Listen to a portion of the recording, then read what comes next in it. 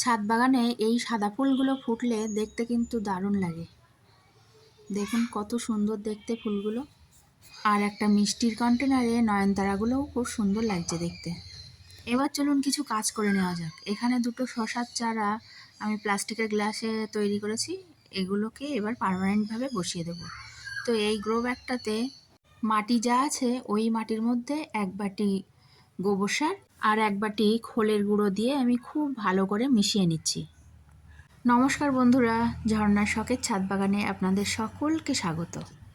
আশা করি আপনারা সকলে খুব ভালো আছেন আর আমিও খুব ভালো আছি। আগে এই গ্রো ব্যাগটাতে যে গাছটা ছিল সেই গাছেরই শিকড়, এগুলোকে কিন্তু বেছে সব ফেলে দেব। এবার শশার চারাগুলো আস্তে করে প্লাস্টিকের গ্লাস থেকে বার করে বসিয়ে দেব। এই গ্রো ব্যাগটাতে পুরনো যে মাটি ছিল মাটিগুলোও কিন্তু ঝুরঝুরে ছিল, আর সেই সঙ্গে একটু গোবর সার আর খোলের গুঁড়ো পাইল করাতে মাটিগুলো খুব ফুরফুরে হয়েছে। খুব সুন্দর ঝুরঝুরে মাটি তৈরি হয়েছে। কিন্তু এইরকম মাটিতেই গাছও শিকড় খুব সুন্দর ছড়াতে পারে আর গাছটাও ভালো হয়। তো যাই হোক, গাছ দুটো বসিয়ে দিয়ে আমি এবার জল দিয়ে দিলাম। ঠিক এইভাবে প্লাস্টিকের গ্লাসে দুটো ভেন্ডির চারা তৈরি করে আমি এখানে বসিয়েছিলাম। দেখুন গাছ দুটো কত সুন্দর হয়েছে। এ দুটো যখন আমি বসিয়েছিলাম তখন কিন্তু আপনাদের সঙ্গে শেয়ার করেছিলাম, সেই জন্য আবার একটু দেখিয়ে দিলাম গাছ দুটো কত সুন্দর হয়ে উঠছে। আর এখানে দেখুন এক বালতি কিচেন ওয়েস্ট নিয়ে চলে এলাম, এই বস্তার মধ্যে রেখে দেবো। এই দেখুন এই বস্তার মধ্যে ঢেলে দিয়েছি, এবার রেখে দেবো বস্তাটা ধরে। এবার কিছুটা সবজি হারভেস্ট করব। প্রথমেই তুলে নিচ্ছি ভেন্ডি। প্রচণ্ড রোদ্দুর ছাদে। এখন বাজে সকাল 10টা। সবজিগুলো তুলে নিয়ে আজকেই রান্না করব। টাটকা সবজি তুলেই রান্না করলে খেতে কিন্তু একটু বেশিই ভালো লাগে। আর বিনা তেল সারের সবজি টেস্টটা তো একটু বেশিই হবে, তাই না বন্ধুরা?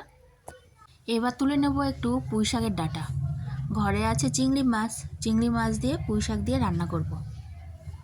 পুঁই শাকের এই গাছটা এখান থেকে পুরোটাই তুলে নিলাম, কারণ এখানে এই জায়গাটা আমি পরিষ্কার করব। আর এখানে ছাড়াও আরও 2-3 জায়গায় পুঁই শাক গাছ আছে, ওই জন্য এইখান থেকে গাছটা তুলে দেবো একেবারে।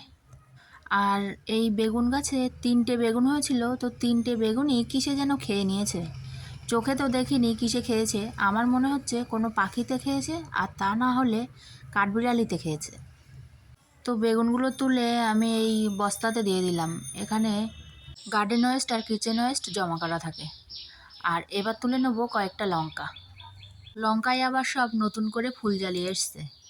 আর বড় লঙ্কা খুব কম আছে, তো যা আছে আমি দেখে দেখে কয়েকটা তুলে নিলাম। আর একটা লেবুও তুলে নিলাম।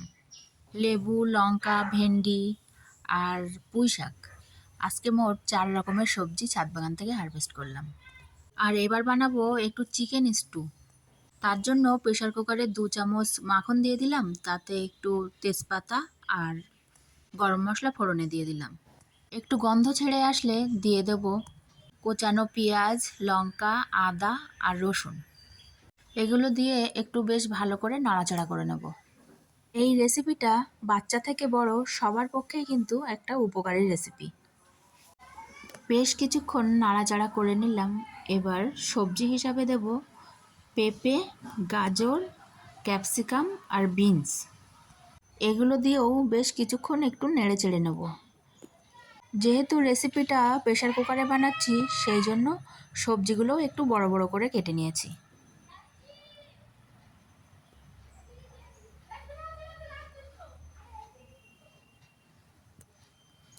এবার চিকেনগুলো দিয়ে দিলাম। পরিমাণ মতো নুন দিয়ে একটু নেড়ে চেড়ে জল দিয়ে দেব।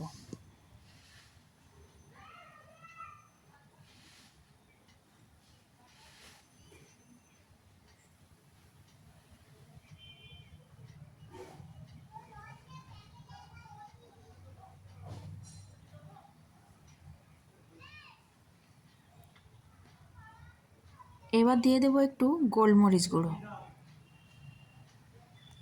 গোলমরিচের গুঁড়োটা ঝোলের সঙ্গে একটু ভালো করে মিশিয়ে দিয়ে প্রেশার কুকারের ঢাকনা আটকে দেবো। তারপরে 2টো সিটি দিয়ে নামিয়ে নিলেই রেডি চিকেন স্টু। আমার এই ভিডিওটার একেবারেই শেষের দিকে চলে এসেছি। আপনারা যারা শেষ পর্যন্ত দেখলেন তাদেরকে অসংখ্য ধন্যবাদ।